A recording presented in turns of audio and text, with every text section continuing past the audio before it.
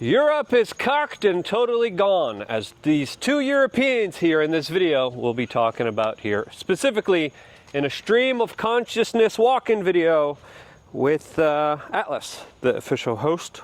We are just her co-host, as I am joined by Dr. Simon Gudik, also a European, a guy who keeps telling me about millimeters and centimeters and how yards are bad, and I'm European. I was born and raised half of my young life in Poland.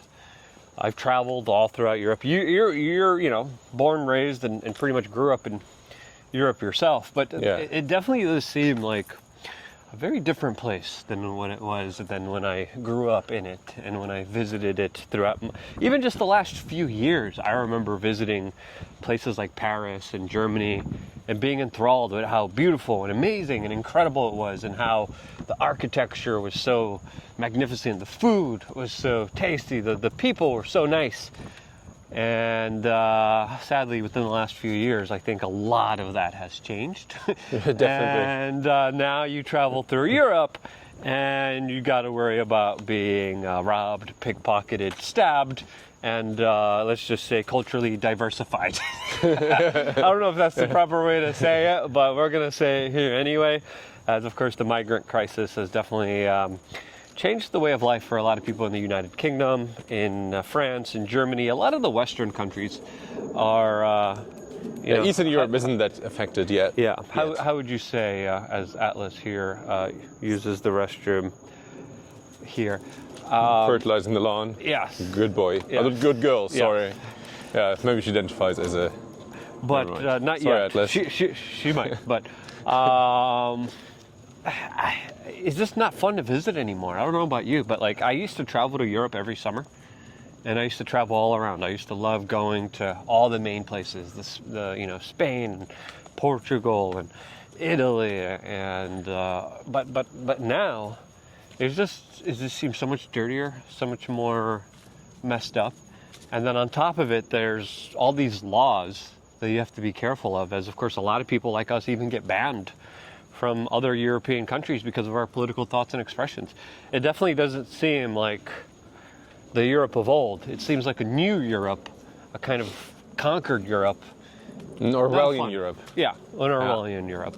But I think it'll be interesting to kind of delve into, because you were there the whole time. I just visited. Well. No, wait. You're responsible. Yeah, I've been there for like 5 years now. 5 years ago I moved to, like when COVID started, so it's actually 4 years ago, I moved to Brazil.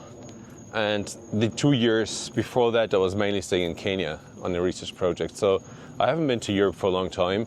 But I mean, I was born in Germany, mainly raised in Holland. So these are my two countries of interest, of course. And then you have to distinguish, because Holland always has been a country of immigration, because people from Suriname, South America, and the Caribbeans, and Indonesia, the Moluccan. It's a big port town, so there's a lot of people coming in and out. Yes, but these are like immigrants from like literally decades ago, and they're very well integrated.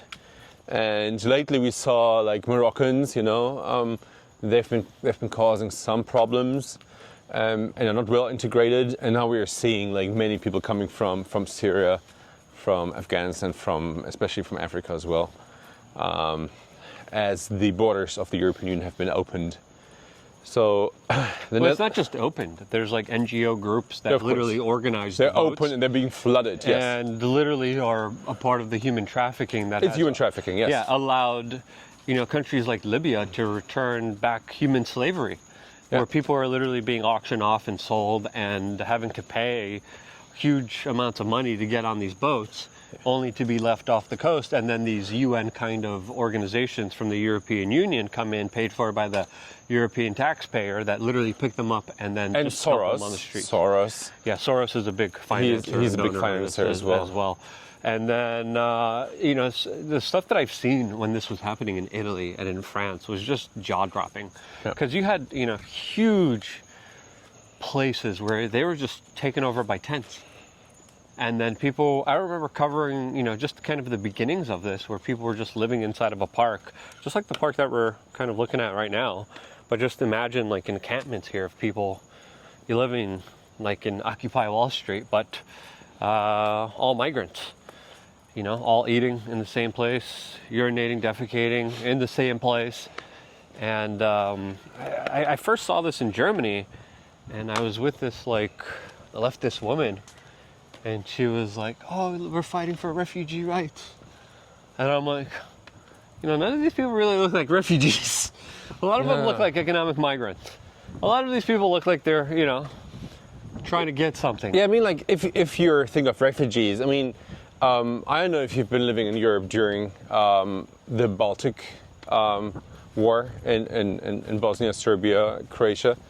But back then, like the refugees that would come to our Western European countries were mainly women and children, right? And what you see nowadays is just like the opposite of that. Opposites, like 18 till 24 years old men who are in their best age of being militants. Yeah. So this is not a typical refugee, because the first victims of conflicts are women and children that you would expect. But this is what you see. It's like being on the ship's sinking. Women and children first, and then the trannies try to get in there. they don't count. But but these military-age males clearly, aren't even fleeing anything severe. They're just looking for economic opportunities that they're told, "Hey, come in here. You'll get money. You'll get resources. Come on in. It's all for your taking." Yeah, most of them are even uneducated. They couldn't even add anything to society. So I don't know when you've been to Paris the last time, but nowadays it's quite scary. Yeah. So when you are in a subway in Paris, you are lucky if you see a white person. Yeah, so, and you can't defend yourself. No. And you can't have. It would be a crime. Pepper spray. No, you can't have a knife. You can't have a firearm. Nothing. And the crazy part of it is that the laws that are out there literally punish people for just even talking about that or saying it in that kind of particular way. You can go to jail. At least you have to pay a fine, because they say they're like supporting minorities or protected minorities, while discriminating the majority of people who've been living there for hundreds and thousands of years. Especially, I mean, like the wokest country in Europe is Germany, by far. Absolutely. By far. Yeah. So it has a government which consists of social democrats, so socialists, and the Green Party. And I don't know if you know about the Green Party in Europe. They're just communists. Yeah, they're leftist communists. I call them bio-fascists, but they're actually bio-communists.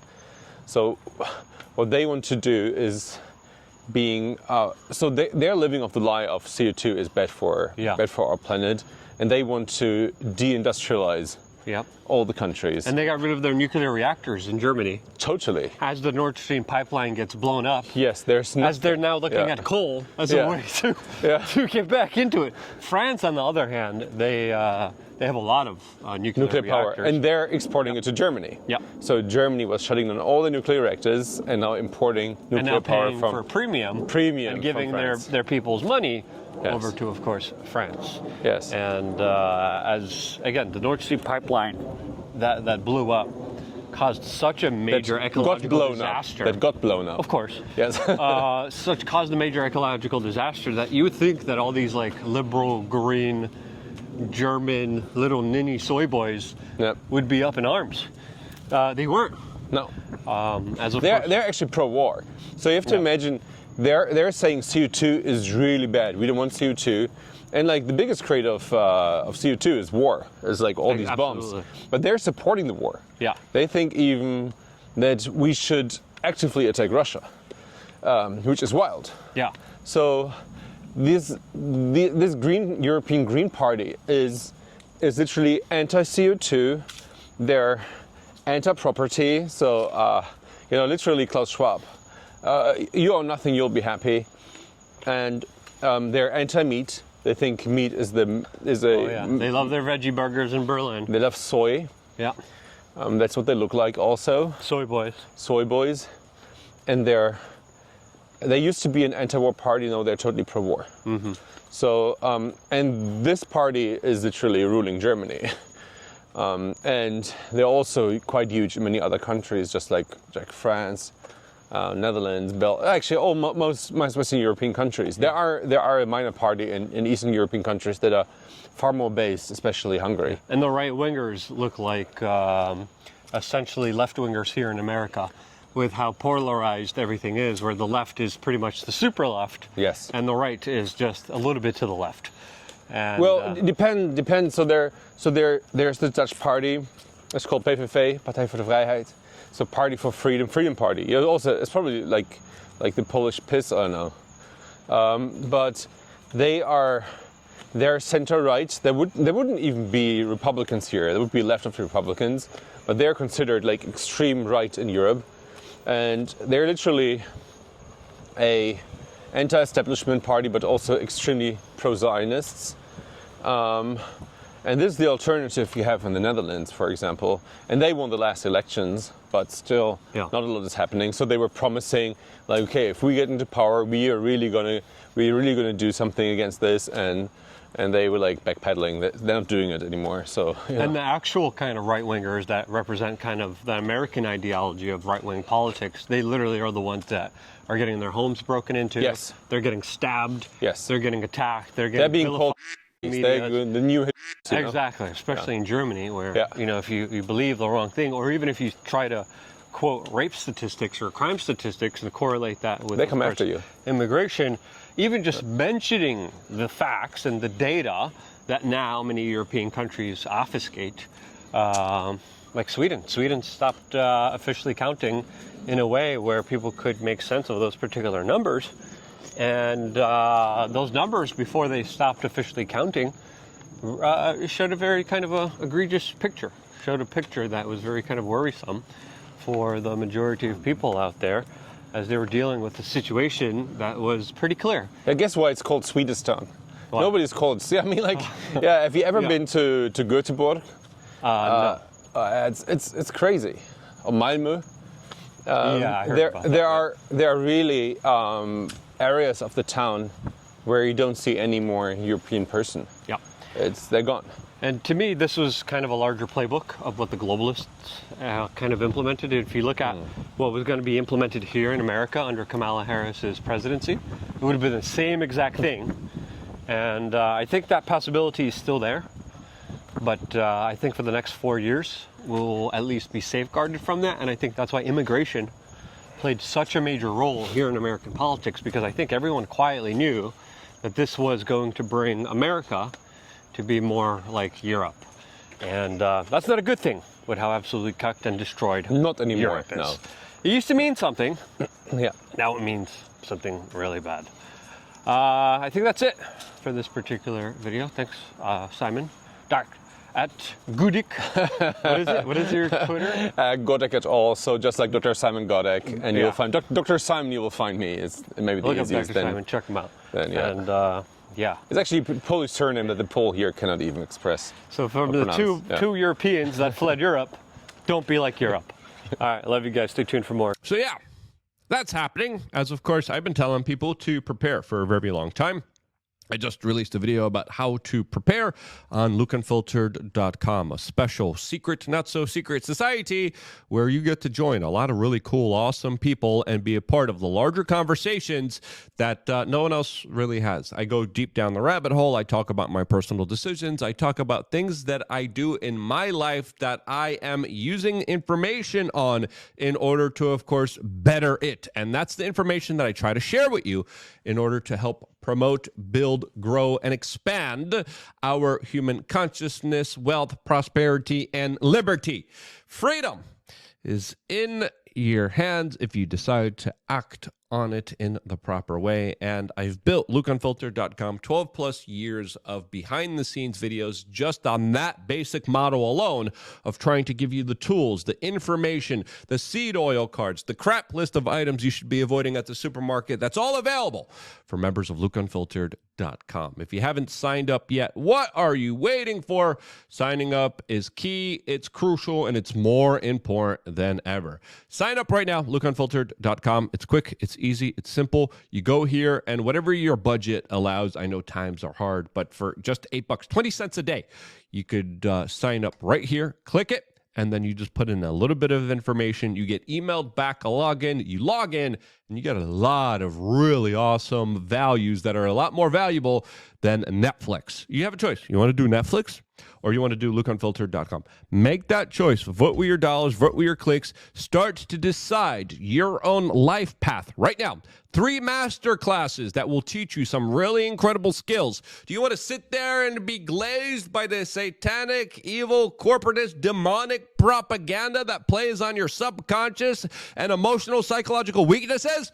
Or do you want to be uplifted and, of course, enlightened and given information that a lot of powerful people don't want you to have? That decision is yours, and it starts with you signing up to lookunfiltered.com. Sign up there right now, and I will see you there right after this broadcast. I wouldn't be here if it wasn't for you signing up to lookunfiltered.com. And because you do, this is why I love you guys. Stay tuned for more here on youtube.com/wearechange.